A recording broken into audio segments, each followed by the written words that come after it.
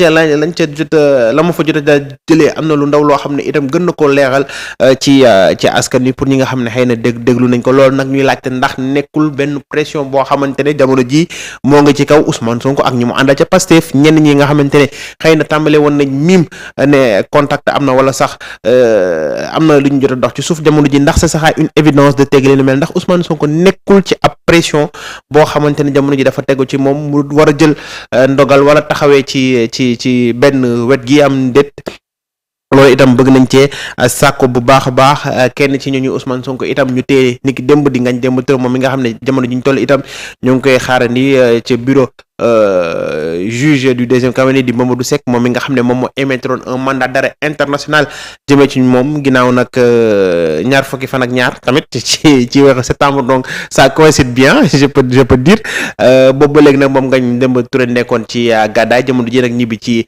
réew mi démb ñu daal di koy teg loxo waaye nag ay ñoñam jamono ji ñoo ngi ci yoon ngir paralyser li nga xam ne moo di système judiciaire bi waaye ndax loolu dana antu ndax itam arrestation boobule di nekk beneen pression ci itam ci Ousmane Sonko ndax bu ñu fàtte ni Ngagne Demba Touré moom moo jiite kuréel gi ñu wax GPS maanaam ndaw ña nekk ca Pastef yëpp moom moo leen jiite waaye itam bokk na ci ñi nga xamante ne ci wàllum kàddu ci parti ba woon amoon nañ ci taxawaay bu mag lii yëpp nag lañ daal di dëxañ tey indil leen ko ci waxtaan wi boobu di ci xaar bu baax a baax seen xalaat di ci nuyu ku ci mel ni Pape Ibrahima Faye di nuyu Ibrahima Pleya bien sûr nos deux inconditionnels Ibrahima ak sunu ñaari fayeen yi man moom Télé Sénégal dama jàpp ne gars yi am na ñoo xam ne dañ ko bëgg a àkke moom les fay laa donc sama doomu maam yi maa ngi leen di nuyu di leen jaajëfal bu baax a baax am naa ci ay cousin moo tax ma leen di tooñ Masey yaak Pape Ibrahima yi ñëpp maa ngi leen di nuyu Ibrahima Pleya itam maa ngi koy nuyu di ko ndokkale di ko jaajëfal itam ci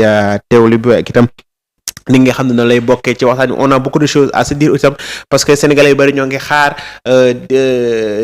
décret bi nga xam ne moo war a fixer bien sûr les élections waaye ndax tey yaakaar bi mooy ndax tey dana antu tey wala ndax président dana ci wax ndax comme on dit li président di wax est-ce que aju na sax xaar ci moom ndax dana wax ne élection yi dana am telle date ndax suñu sukkandiku ci loolu wax président moom décret rek la war a jël donc décret ajuwut bien sûr jàkkaarloog taskatu xibaar yi waaye lan moo waxal solos ndaje moom ak taskatu xibaar yu Sénégal yi d'habitude le président ne le fait pas beaucoup donc su koy def même c'est rarement pour c'est assez rare pour être souligné quand même des entretiens entre le président de la République et aussi les médias sénégalais donc la dernière fois je pense que ça a été avec le directeur de la RFM donc pour cette fois aussi la RFM ne revient pas c'est toujours la RTS qui est bien sûr chargé des communications du gouvernement et du président Macky Sall. Il y a aussi le site web Seneweb et aussi la chaîne ITV. Donc, pourquoi avoir choisi ces chaînes de télévision où est-ce quand même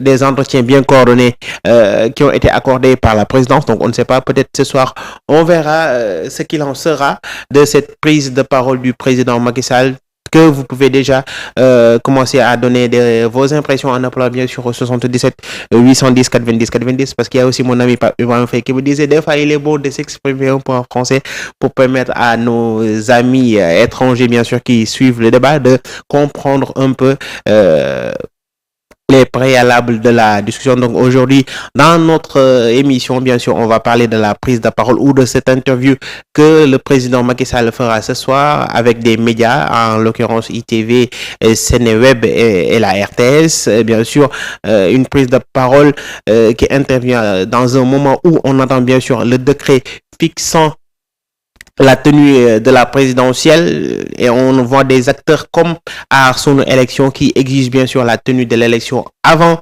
la fin du mandat du président prévu en date du 2 avril selon la constitution sénégalaise bien sûr. Donc quand sera-t-il de cette interview? Pensez-vous que aujourd'hui le président donnera quand même une information qui accélérera quand même les choses parce que beaucoup d'acteurs politiques notamment les candidats sont à l'attente de cette décision qui sera aussi très très très décisive pour eux, ces candidats bien sûr, qui actuellement beaucoup d'entre eux sont en train de faire des tournées bien sûr, quand même s'approcher un peu plus de la population par rapport au programme qu'ils ont essayé de convaincre bien sûr la population en avant bien sûr d'aller aux élections. Normalement, on devait être en période de campagne électorale, mais la date de l'élection a été bien sûr repoussée par le président. Donc tous ces paramètres aujourd'hui seront en compte par rapport à cette déclaration que le président plutôt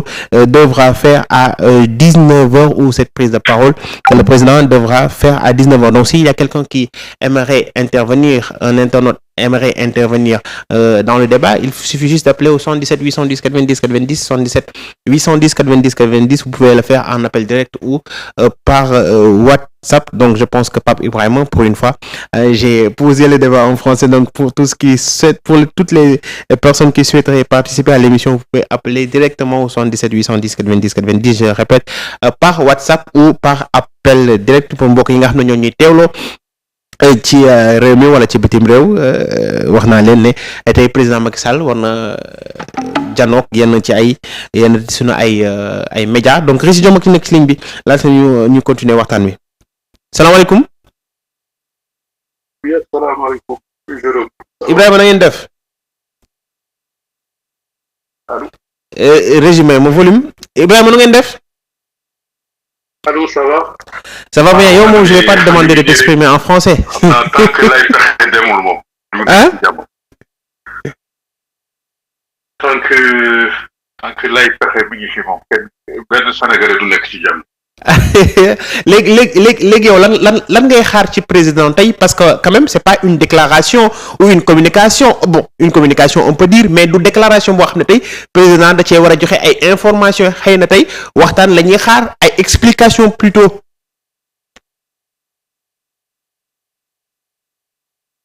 Allô Ibrahima. Man en ce qui me concerne xaruma ci dara. Vraiment xaruma ci dara. Lu wóor vraiment j'en suis sûr. Macky Sall pour organiser élection avant le 2 avril. Xam nga démb maa ngi la ko doon wax, mais communication bi demeewul noonu. Bu ñu dépassé le 2 avril nag. foofu la ñuy dugg ci vraie crise. Vraie crise bi mooy foofu. Loolu moom leer na ñëpp, donc bon. Intervention bi muy def nii à 19h mon service après-vente lay def. Ndax day essayer wax ak day essayer kii rek expliquer quoi. Essayer kii je pense que séance d'explication la. Yow vraiment genre interview yi séance kii la quoi. Ay séance d'explication la, bon loolu la quoi, man loolu laa ko gisee. Donc buñ ci xaar dara, man personnellement. xaruma ci benn annonce. D'accord. Une nouvelle annonce. xaruma ci dara. Je pense que aussi dina wax ci dialogue bi xam nga foofu lay naxee nit ñi, mais aussi waa ji da leen di nax comme ay xale. Xam nga Macky Sall lu mu bëgg. Reprendre tout le processus à zéro. Reprendre tout le processus à zéro. Donc 20 candidats yi moom nañu fàtte seen candidature. Commencer ay parrainage dëkk bi nekkat ci. Reprendre maanaam du tegaat processus bi. loolu moo nekk ci xelam de. te xam nga fu muy jaar. day jaar ci les recalés là. foofu lay jaar. les spoliés xaw ma les recalés. C'est la même chose. Bon. Parce que sonal nañu trop. Vas-y da nga bëggoon poser question je pense. Non allez-y foofu laa bëggoon, mais après continuer su paree naa le poser. Quand même ñëpp découragé. Kenn xamul lu muy wax. Vraiment te damay jaare aussi ñeenti nit suñu mbokk. perte nañ ci génn nañ ci àdduna ci ay coowu politique. ci leen jaare aussi di masawu seeni famille ku ci kii génn àdduna rek maa ngay jaare bu baax.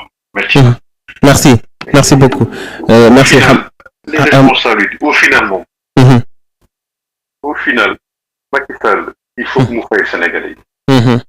Bu demee dina assumer bi dañ ko juger Sénégal. ak képp ku ànd ak moom. Parce que li mënuñu ko fàtte doon ci ay dialogue quoi, waa ji lu mu def moo gaaw. ku sañ a repousser ay élection année élection kooku sañ nga lu nekk. voilà man daal tey moom damay tënk quoi bàyyi xam naa nit yi ñoom. d'accord parce que question yi moom bëri na d'accord xam naa ni question yi bëri na du ñu mën a laal lépp mais bon à travers bien sûr le chat en direct yoo xam nga ko min nga ko on fera passer bien sûr les avis. sans problème.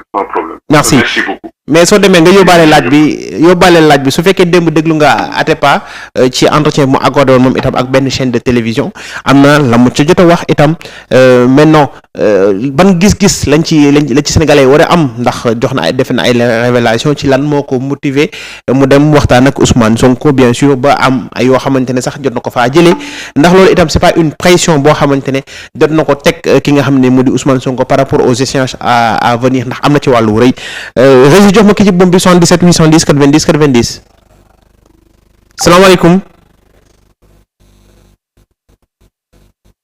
allo